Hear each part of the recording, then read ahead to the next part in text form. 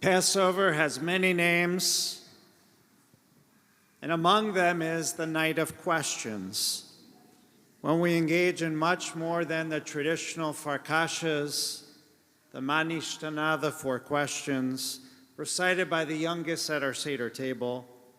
In fact, today on Shabbat HaGadol, the great Sabbath, the Shabbos before Seder, we typically open it up to Q&A and have a sermon that is questions from the pulpit. But since Pesach is just a few hours away, everyone is already probably in full Pesach mode and your kitchens have been turned over. I thought that we could engage in a couple other questions.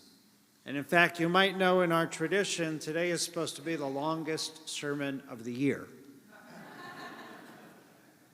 So I hope you're ready. No, I'm joking. Tonight, as we sit down at our Seder tables with family and friends to recount the story of the Exodus, when we recite Avadim Hayinu, when we were slaves to Pharaoh in Egypt, when we ask those questions, when we talk about the four children, the wise, the wicked, the simple, and the one who doesn't know how to ask, when we break the middle matzah and we hide it, and our children search and find it, when they recover the afikom and finally perhaps negotiate its price for return to have our dessert. When we eat our fill and we say aloud, let all who are hungry come and eat. When we point to the matzah plate and we see the bread of affliction. When we raise up our glass 4 times, celebrating our freedom. When we recline to the left, when we sing Dayenu, it would have been enough. Maybe this year we'll ask, would it have been enough? Is it enough right now? Is our world enough? When we ask our questions, perhaps late into the night. Reflecting on where we are right now in our lives, in Israel, and in our world, Yachatz, that early opening section when we hold up the matzah, we point to the 3 matzot, when we break the middle matzah, that to me speaks to our world today. The shattering of the middle. It resonates perhaps with our world right now. When we lift up those 3 matzot, a symbol of abundance, we aren't just blessing our tables like we do on a normal Shabbos when we have 2 challahs, but here, tonight, at our Pesach table, we will hold up 3 sheets of matzah. That's considered more than the 2 luscious loaves that we have. An overflowing amount of bread at our table, showing how our pantries are full. We live a satisfied lives, that we are no longer slaves in Egypt.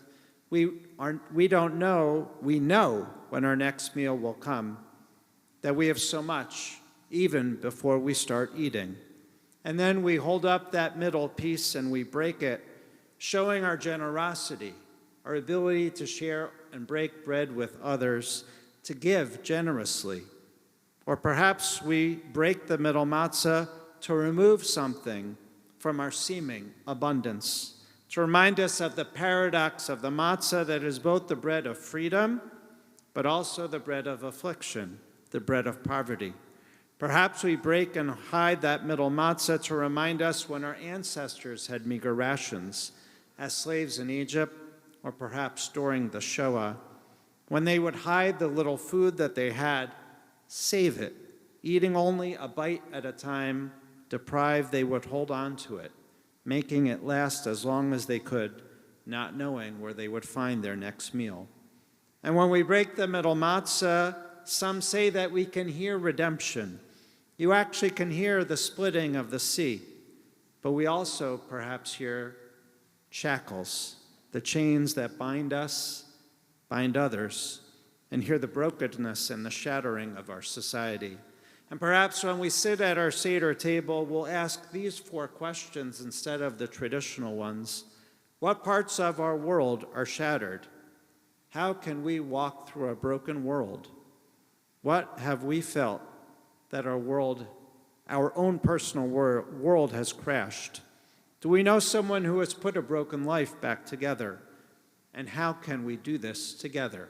For the 3 matzot that we hold symbolize unity, achdut, all of the Jewish people held together but then we break it.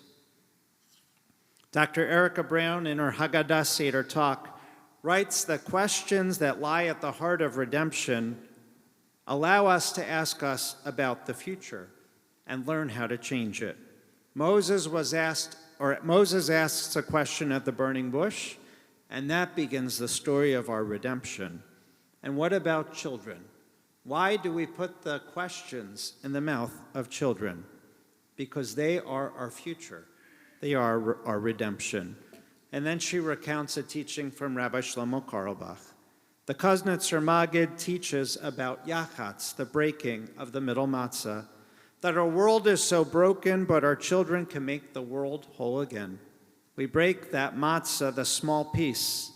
We keep the small ones, but we hide the larger piece, the bigger brokenness that our children are set to find. They bring it back to us, and they help make it whole.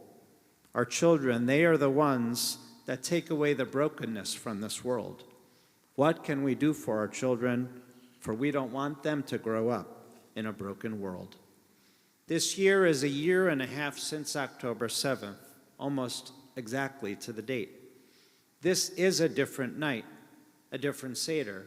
When we break our matzah, how can we not recall the testimony of released hostage Elisha Rabbi at the UN just a few weeks ago? Elisha Rabbi, who looked so gaunt at his release on that stage in Gaza, surrounded by Hamas terrorists. This is what he said to the UN Security Council just a few weeks ago. And if you have one of the special Haggadah inserts that have been published throughout the world in the last few weeks, many include his testimony to include at your Seder table. And this is what he said. I'm here to tell you the whole truth. In Gaza, I was fed a piece of a pita a day, maybe a sip of tea. Hunger consumed everything. They beat me, they broke my ribs. I didn't care. I just wanted a piece of bread. There was never enough food. Sometimes if we begged enough, we would get something extra. We had to choose an extra piece of pita or a cup of tea. Sometimes they threw us dry dates, and it felt like it was the greatest gift in the world. We had to beg for food. Begging was our existence. We strategized over every meal. One day, I even cut myself with a razor just to make them believe that I was injured. I collapsed on my way to the bathroom. Perhaps they would think I was weak and give me more food. It worked. They gave me more food. We survived because of these small victories. Do you know what it means to have the ability to open a refrigerator? It's everything. To be able to reach in and to take a piece of fruit, an egg, or even a piece of bread. I dreamt of this simple act every day. For months we lived like this. I stopped counting. Living as a hostage, you don't know how the day will begin nor end, whether you'll live or die.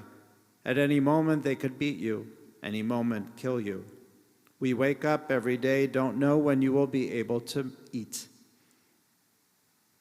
You hope and you pray there will be no surprises with your captors.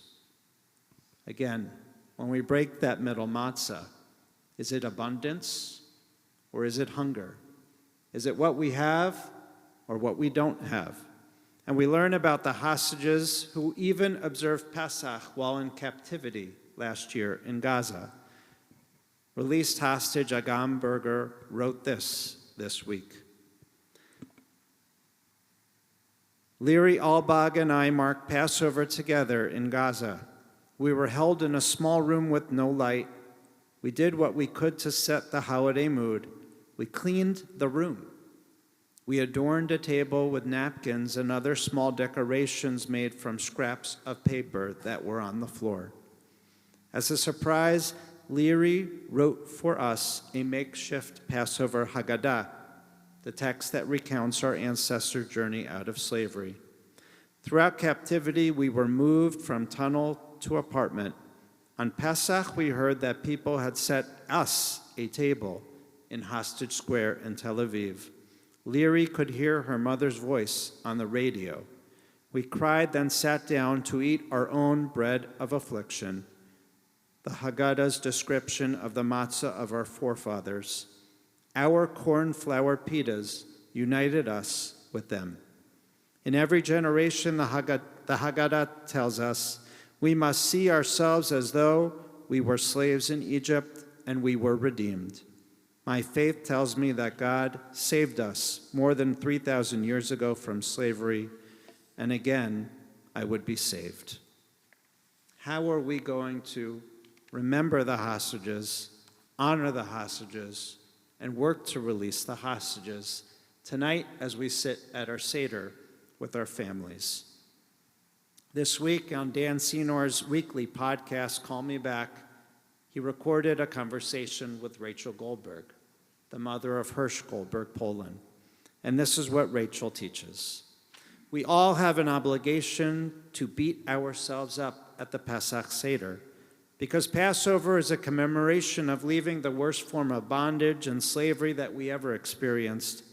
How can we do that this year when we know that 59 of us, 24, are still alive in the most horrific bondage that one could picture? There's only one question that we should ask at the Pesach table, not four. Why are they still there? Make sure that you cry at your Seder. Put on your Seder plate a piece of masking tape with the number of days that they are still in captivity. Put there an unopened yellow flower that should be blooming in water, alive, but put an unopened one, not in water, on your Seder plate. And finally, add a lemon, because it is yellow, bitter, hard to eat, and hard to swallow. At our Seder last year, Rachel told, we all cried. We were aware then that Hirsch was in slavery, in bondage in Egypt, and that we were as well. It was both excruciating and also beautiful. The difference this year now is that Hirsch is dead. Last year we sat with hope, and that it would be only 1 year without our son sitting at our Seder table, and we were guessing about his torment. But now with the recently released hostages and their testimony, we know what they are going through, and it is horrific. How do we digest this going into the Seder? The torture of the hostage parents is unbearable. That makes it impossible to wrap our minds around. Now we sit at our great Seder, and I am conflicted. Make sure you cry, or else you have not fulfilled your obligation to see yourself as being enslaved in Egypt and redeemed. This year, instead of dipping a hard-boiled egg in salt water, which we normally do, with the salt water representing the tears that the Jewish people cried when they were in affliction and bondage, this year I suggest that you pass around the salt water bowl and everyone take a sip of those tears that we should be tasting and crying. For Tal Shoham recounted upon his release that the only water that he drank in captivity was a half cup of salt water that was impossible to swallow. But it is that's all you have to force yourselves. We should sit down in our Seders and also drink those tears. So how can we celebrate? How can we commemorate? How can we remember? How can we fix the brokenness?